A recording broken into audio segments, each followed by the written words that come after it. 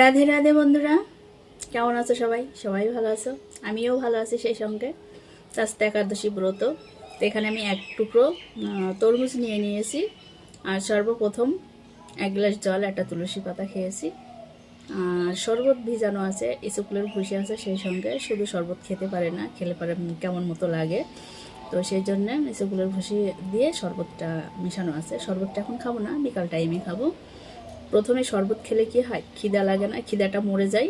তারপরে সন্ধ্যার টাইমে মানে শরীরটা খুব দুর্বল লাগে, তখন আর কিচ্ছু ভালো লাগে না।